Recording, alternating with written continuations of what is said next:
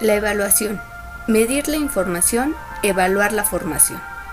Con frecuencia, se suele confundir medir y evaluar. Esto resulta de la concepción que se tenga de la educación y afecta el desarrollo del proceso enseñanza-aprendizaje en el aula. La evaluación, concebida como medición en el proceso educativo, contempla la educación desde el punto de vista tradicional. Se concebía como la acumulación de información en el estudiante. En el aprendizaje, como una acumulación de datos, memorización mecánica. En la docencia, una actividad en donde se destacaba el recabar información numérica de forma semanal, quincenal o bimestral, para acumularla cada fin de ciclo escolar. La evaluación cuantifica qué tanto el alumno logra acumular de información. Se basa en parámetros para medir la acumulación y determinar puntaje de aprendizaje, privilegiando cantidad numérica por encima de los aprendizajes esperados. La evaluación como proceso dinámico y continuo. La evaluación, entendida como proceso o formativa, es la práctica mediante la cual podemos dar seguimiento y apoyo a los alumnos, describir los logros y dificultades para la articulación de saberes, apreciar el camino que sigue su formación y orientar de mejor manera el logro de sus aprendizajes esperados. Observar la evaluación como un proceso también puede incluir la medición, pero se preocupa por el proceso de aprendizaje en todos sus aspectos. El docente debe ponderar los efectos que tienen en la intervención en el aprendizaje del estudiante, como los curriculares, que implica la estructura de contenidos, diseño de materiales, apoyos complementarios, como situacionales, los espacios y los hábitos de estudio, y de interacción docente-alumno. La evaluación no asume formas y procedimientos opuestos de manera irreconciliable. Son concepciones que se interesan por aspectos diversos del aprendizaje, en una perspectiva integral de la enseñanza y el aprendizaje. La evaluación como proceso dinámico concibe 3 puntos importantes. Se emite juicios de valor sobre el aprendizaje. 2. Se funda en observables, mediante el cuestionamiento directo o a través de la observación de su trabajo en la interacción cotidiana con ellos. 3. Orienta la toma de decisiones, valorando conocimientos, el logro de los aprendizajes esperados, la calificación del desempeño, mejora del proceso educativo y adecuación de las actividades de aprendizaje. Estos 3 puntos se amalgaman para conocer en conjunto los logros, avances y dificultades del estudiante. La evaluación concebida como proceso implica que la educación, el alumno logra los aprendizajes esperados y, por consiguiente, el desarrollo de competencias. Se apropia del conocimiento, el cual se encuentra estructurado de manera significativa y constructiva. El aprendizaje consiste en encaminar al estudiante hacia el logro de los aprendizajes esperados, por medio de una serie de acciones elaboradas de manera significativa para la construcción del conocimiento. La docencia es una actividad con conocimientos teóricos y metodológicos del proceso educativo. Concibe el desarrollo del proceso educativo como una planeación estructurada, constructiva y significativa que incluye la evaluación en todo momento. Realiza la revisión continua de sus alumnos, del grupo y de su labor docente. La evaluación es una serie de actividades planeadas con anticipación. Tiene intenciones claras y explícitas. Busca evidencia de los cambios que se han realizado antes, durante y después de la aplicación de la planeación.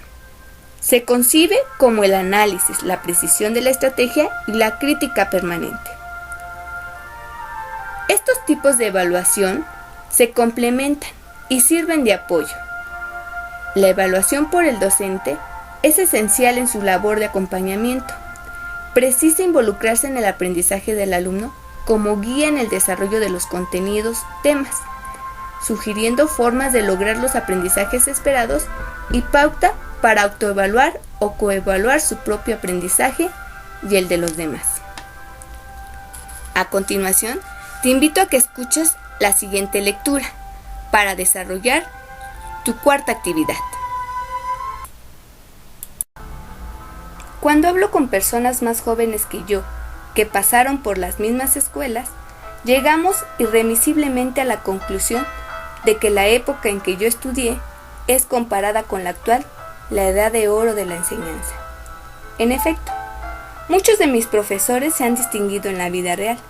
Uno de ellos es secretario de Estado, otro subsecretario, otro fue durante muchos años jefe de un partido político, otro murió y su nombre fue a dar en letras de oro en la entrada de un recinto público. Otros de ellos, sin haber llegado a alguna cumbre burocrática o pública, han dejado huella en la educación mexicana. Son autores de libros de texto, inventaron nuevos sistemas de formular la regla de 3 y uno de ellos adquirió fama por haberse aprendido de memoria las tablas de logaritmos del 1 al 100. Pasó 3 años en un manicomio, siguiendo un tratamiento especial que le dieron para que las olvidara. Lo que quiero decir es que, vista desde lejos, la educación que recibí es de primera. Vista en detalle, en cambio, presenta serias deficiencias. Uno de los éxitos académicos más grandes que tuve en la primaria ocurrió cuando cursaba el 5º año. El profesor Farolito, llamado así porque se le encendían las narices cada vez que perdía la paciencia, cosa que ocurría 2 o 3 veces diarias, hizo una pregunta de geografía, que no solo no recuerdo, sino que estudiando el mapa no puedo ni siquiera imaginar en qué consistió. Supongo que ha de haber estado formulada más o menos así. ¿Cuál es el río del Canadá que nace en las montañas N y desemboca en el lago M? Se la hizo a un alumno que estaba sentado en la primera fila. El San Lorenzo, contestó el interrogado. Falso, dijo el maestro, y señaló al alumno que estaba sentado junto, para indicar que era su turno de responder. Saskatchewan, maestro. Falso, fue preguntando uno tras otro a 40 alumnos. Todos ellos dieron por respuesta una de las dos que ya estaban probadas falsas.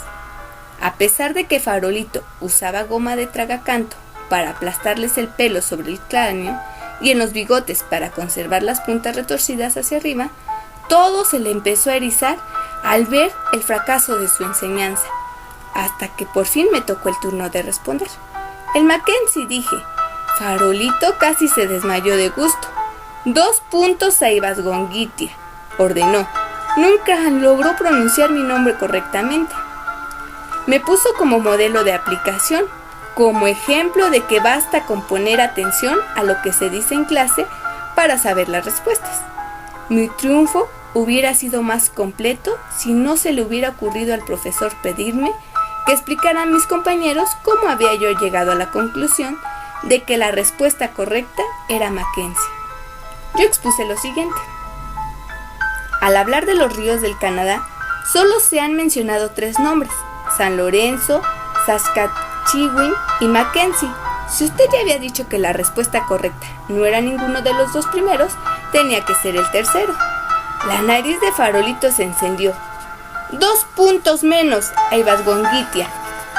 No perdí nada, porque los 2 puntos que Farolito me daba y quitaba con tanta libertad eran algo que anotaba en una lista, un compañero que se sentaba en la primera fila, pero que nunca llegó a materializarse en las boletas semanales, en donde no había espacio para anotar ni los puntos buenos ni los malos. Yo era entonces un rollizo niño de 10 años, que usaba unos pantalones cortos que antes, siendo largos, habían colgado de cinturas más venerables. Pasaba 6 horas diarias, sentado en una banca con la mente en blanco. Si algo aprendí ese año, no lo he olvidado. Recuerdo en cambio que Farolito llegó un día de bufanda y estuvo escupiendo en un paliacate que se guardaba en la bolsa. Al día siguiente faltó y estuvimos 2 meses sin maestro y sin nadie que lo reemplazara. Los pasamos golpeándonos unos a otros, brincando encima de las papeleras o haciendo guerras de ligazos con cáscara de naranja. Un día Se nos pasó la mano y el prefecto de orden, el maestro Valdés, que era un ogro, nos agarró infragante. En castigo, nos puso a escribir una composición de 6 páginas sobre las virtudes de la madre mexicana. Nadie se va a casa hasta que no estén llenas esas 6 páginas. Pueden comparar a la madre mexicana, que se desvive por sus hijos y va a todas partes cargándolos al mercado, al cine, a la misa, etc. Este tema lo barajé 14 veces hasta llegar a las 6 páginas, diciendo a cada presentación qué diferencia. El día que regresó Farolito, cadavérico de abrigo, bufanda y sombrero, apoyado en un bastón de un lado y del otro en su hermana, nos dio un gusto que nunca hubiéramos imaginado. Se acabó el desorden y volvimos a la normalidad. Es decir, seguimos sin aprender nada.